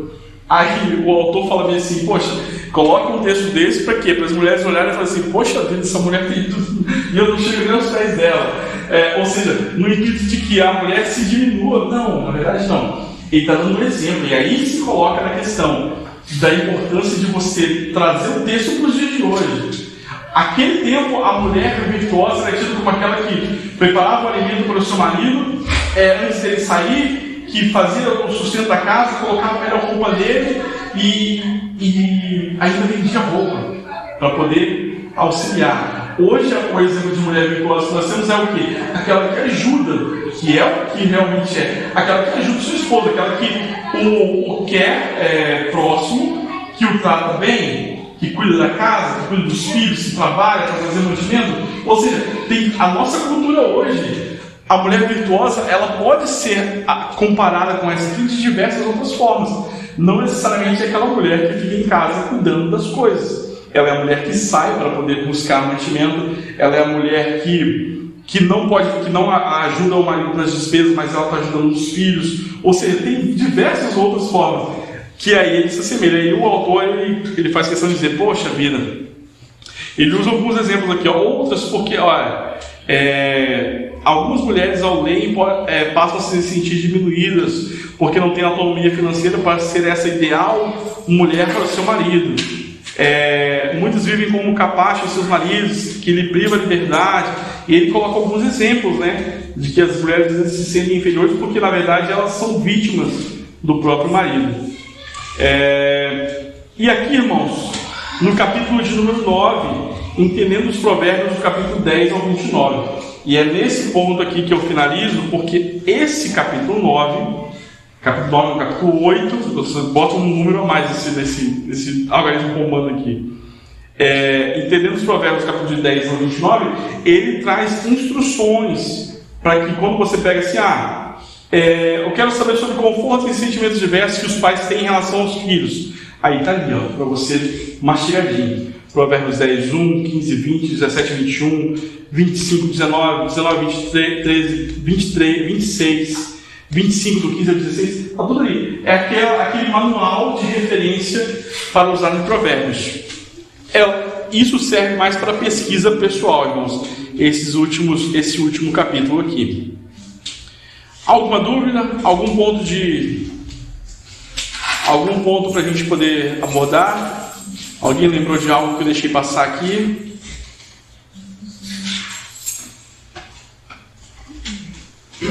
Conclusão: o livro de Provérbios pode parecer repetitivo e entediante, mas é de se convir que a sabedoria flui como correntes de água em cada provérbio mencionado. Os poucos personagens mencionados são os que tratam diretamente com o livro: Salomão, Ezequias, a mãe de Agur, o próprio Agur e Lemuel. E aí Agur você pode colocar que pode ser o mesmo Salomão. E aí ele aconselha aqui a você ler um capítulo por dia, que vai dar certinho para você finalizar a leitura sem ser entediante. Irmãos, vamos aos questionários. Já terminaram? Querem tempo? Todo mundo acabou? Amém? Salomão compôs 3.000 provérbios e foram os seus cânticos 1.005? É certo? Porque não tem a quantidade de Salomão, ele escreveu uma boa parte. Não, mas aqui, vamos lá. Primeiro mês você fala Tá certo. Ele tá referenciando 1 Reis 4:32 mesmo. Que ele coloca aqui, ó, 1 Reis dizendo aqui, ele compôs 3.000 provérbios e foram seus cantos 1.005. Se estão todos eles ali, não sabemos, mas o que ele compôs está ali. Tanto é que lá em Salmos tem Salmos de Salomão também. Acho que vocês viram, né? Isso. Vocês viram Jó e Salmos, né? Eu peguei aqui, ó, o provérbio Salomão, filho do rei Davi, Salomão é o autor da maioria dos provérbios. Aí ele não coloca quantidade, mas aí É na referência. na referência ele já... 2. O autor do livro de Provérbios é o rei Salomão, conforme consta no primeiro versículo. Provérbios Salomão, filho de Baquir, o rei de Israel. Filho de Davi. Tem que estar isso. Exatamente, filho de Baquir. Salomão viveu 500 anos antes dos 7 sábios da Grécia e 700 anos antes da era de Sócrates, Platão e Aristóteles. Fica evidente que ele não aprendeu com nenhum pagão. Certo, né?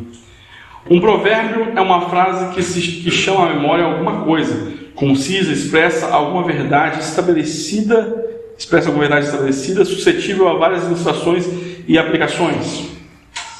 Certo ou errado? Certo ou errado? Certo, né?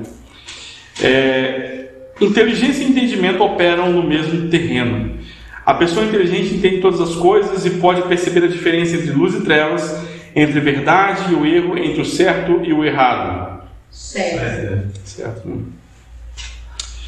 A palavra sincera, e aí vocês vão entender, em português procede de sincera e surgiu antigamente no Oriente entre os comerciantes de potes e vasos, porque eram comerciantes honestos preencherem com cera as rachaduras dos potes. Certo. E as anotações de vocês aí, quais foram? Anotações? Amém, irmãos? Olha, terminei antes de 9h30. Provérbios de Salomão. Oi, irmão Diego. Oi. Eu me lembrei, você falando aí sobre a sabedoria. O pastor Zé estava contando esses dias lá na igreja da escola bíblica que ele conheceu um missionário, que ele foi fazer a obra na África, né? Aí ele lá ministrando, falando, aí ele pegou e queria trazer para aquelas pessoas lá da vila onde ele estava falando, explicando ali a palavra, o evangelho que limpa, né, que purifica. Ele queria trazer algo, só que o povo fala, eles nunca conheceram a neve. Aí ele pegou e virou para Deus, fez uma oração de Senhor, me dê sabedoria para trazer para eles, explicar para eles, para que eles entendam, mas só que ele tem que achar outra coisa que eles entendam. Aí quando ele falou assim, ele contando, né, com o missionário falando, os lá da vila pegou o coco e focou o coco na frente dele. Aí ele pegou e usou o branco como coco. Aí eles entenderam a palavra e ali ele foi fazendo a obra. É uma forma de... Fala, Deus vai dando essa sabedoria para quem entende também. É isso mesmo, igual a nossa... O hebraico e o... Felicidade, não. Deixa eu não lembrar que esperando, não. Tem uma palavra nossa no português que não tem nessas outras línguas também, como o hebraico e o inglês. Se eu não me engano, acho que felicidade. Felicidade é. Saudade, eu acho. Acho que é saudade. Eu acho que eu ouvi falar. É saudade. Não tem Aí imagina só a dificuldade do tradutor de querer expressar a fim de que o outro entenda. Tem esse problema. E isso acaba, por de certa forma, dificultar a gente de entender alguns textos, justamente por isso. Porque desses provérbios, enquanto eu estava estudando, alguns deles a gente não entende, porque o Salomão ele usou uma charada que era pessoal naquela época, o povo entendia. Quando ele vai falar das questões das sanguessugas, dá e dá, para a gente não faz o menor sentido a questão dá e dá. Só que para eles tinha todo sentido, porque ele vai falar assim, se você ler esses versículos sequenciais, você vai ver assim, 3 coisas eu aprendi. Não, 4 coisas eu aprendi. Aí ele vai citando as coisas. Na sequência ele vai falar assim, 3 coisas eu aprendi. Não, 4 coisas eu aprendi. Ele cita 3 que ele aprendeu, e na sequência ele fala que ele aprendeu mais 1. Não, 4 eu aprendi. Porque essa 4ª que ele aprendeu é que ele queria passar para o povo. As outras são normais. Ele queria passar a 4ª. Então, quando ele falou 4, aí o pessoal prestava atenção na 4ª que ele falava. Era um método que ele usava de poder estimular o aprendizado deles. Eu falei, não, é sobre isso que eu queria que vocês aprendessem. Amém, irmãos? Então vamos finalizar aqui agora. Vamos retomar o nosso momento da